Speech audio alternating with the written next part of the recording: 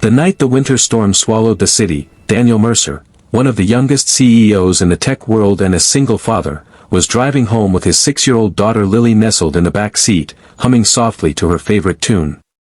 As snow whipped across the windshield, Lily suddenly gasped and pressed her tiny hand to the glass, pointing toward a bus stop where a small figure sat curled up and trembling with nothing but a thin blanket wrapped around her shoulders.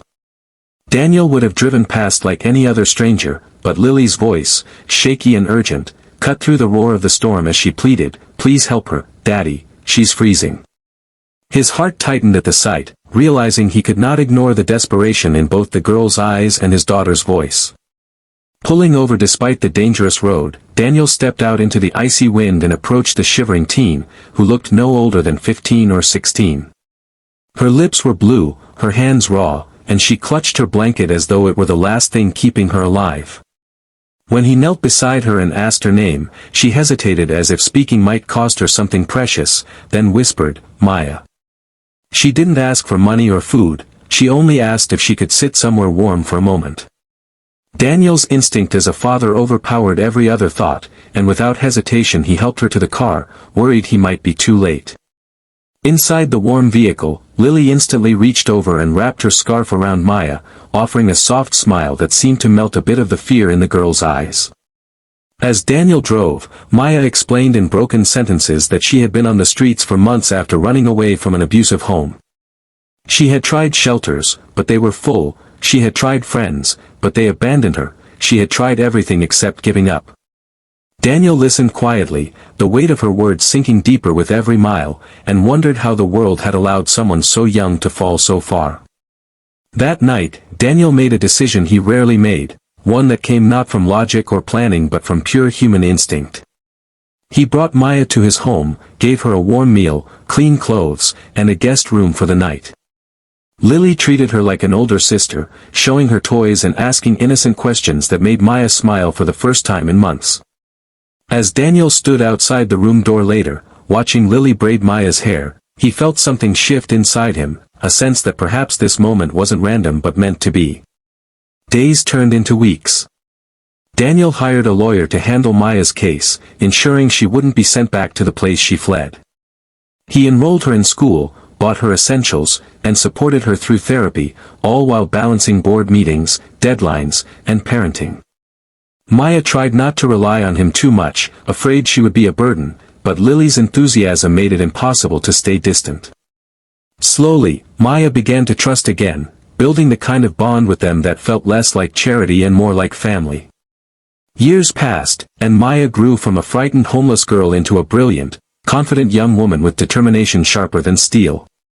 She excelled in school, earning scholarships and awards, but always returned home to help with Lily, who now looked up to her more than anyone. Daniel found himself proud in ways he hadn't expected, admiring her work ethic, intelligence, and compassionate heart. What he didn't anticipate was how often he would catch himself watching her with a mix of admiration and something deeper, something he didn't dare name. On the night of her high school graduation, Maya stood on the stage delivering a speech that brought the entire auditorium to silence. She spoke about second chances, about the strangers who saved her life, and about the meaning of family beyond blood.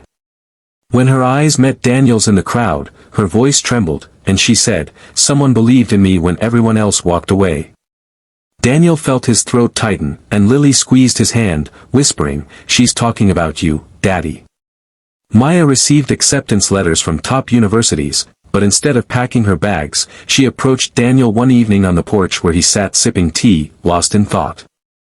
She told him she wanted to stay close, that home was not a building but a feeling she only found with him and Lily. Her voice was steady, but her fingers trembled as she admitted she didn't want to leave the place where she had finally learned her worth. Daniel listened, torn between wanting her to chase the world and wanting her to stay where he could still protect her. It was Lily who broke the tension, bursting through the door with her usual energy and announcing she needed help with a school project. When Daniel stepped inside, Maya hesitated before stopping him with a gentle touch on his arm. She told him quietly that she had something she'd been holding back for years, a truth she was finally brave enough to share. With a deep breath, she confessed that somewhere along the way, gratitude had grown into something deeper, and she no longer saw him as just a rescuer but as someone she cared for in a way she could no longer ignore. Daniel stood frozen for a moment, not because her feelings surprised him but because he had spent years burying his own. The journey from a freezing bus stop to this warm, vulnerable moment felt almost unreal, yet undeniably right. He stepped closer, gently lifting her chin, telling her that the night he saved her was the night he unknowingly saved himself too. As Lily's laughter echoed from inside the house, Maya leaned into him, and the years of unspoken emotion finally settled into something certain, love born not from rescue, but from healing, growth, and the unbreakable bond they had built together.